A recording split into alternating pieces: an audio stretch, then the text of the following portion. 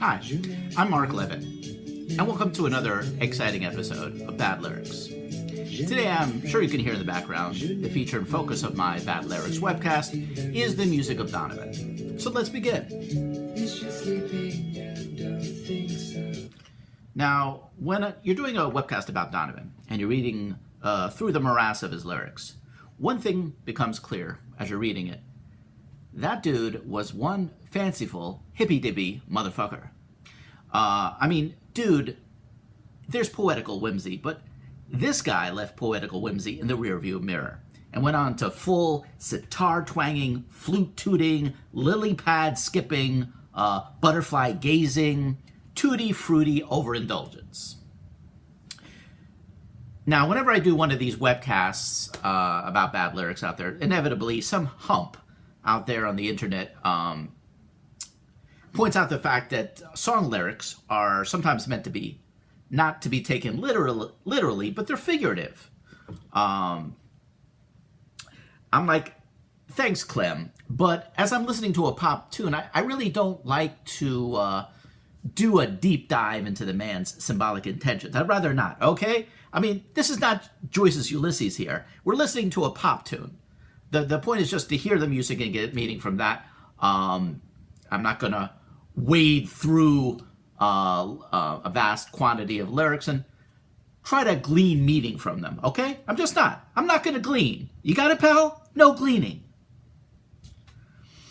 Another thing, Donovan music always has the propensity to pop out of my head. I begin to sing the lyrics at some really inopportune time, like I'm standing there on the john. I'm trying to conduct my business at the urinal, and then suddenly I'll be singing, "They call me mellow yellow," and then the next guy, the guy staying next to me in the stall, is going to turn around and look and try to discern exactly why they're calling me mellow yellow.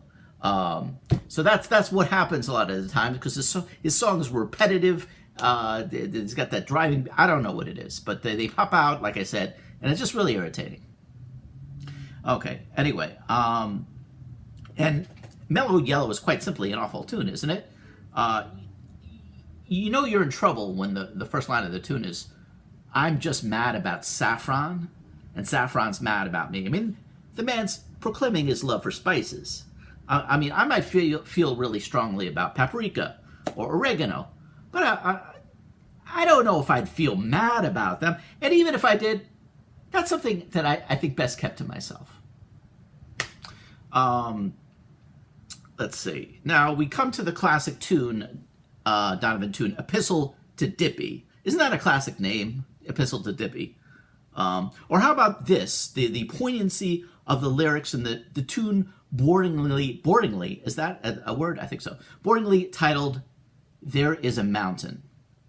The lyrics go something like this. "The lock upon my garden gates, a snail. That's what it is. The lock upon my garden gates, a snail, that's what it is.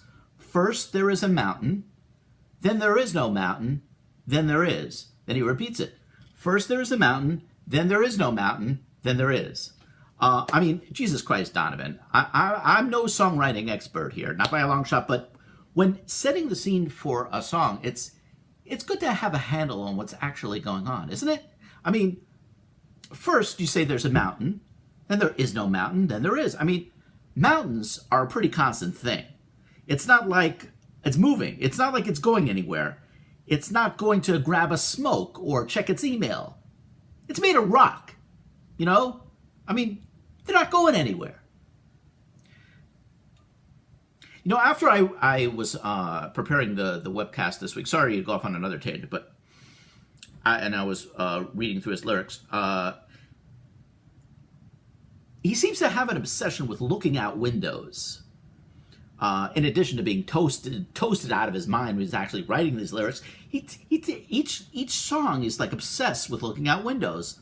In the first line of the song, "Season of the Witch," Donovan writes, "When I look out my window, many sights to see."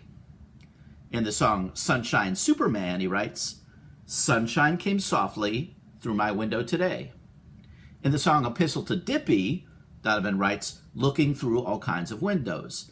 I guess true hell for this guy would be to try to write a song in a windowless room. I mean, what would he do? They'd probably have to bring in an architect to knock out a wall, get Penn Glass to come in there, and install some nice bay windows for him, because he seems to be like incapacitated or handicapped by his lack of windows.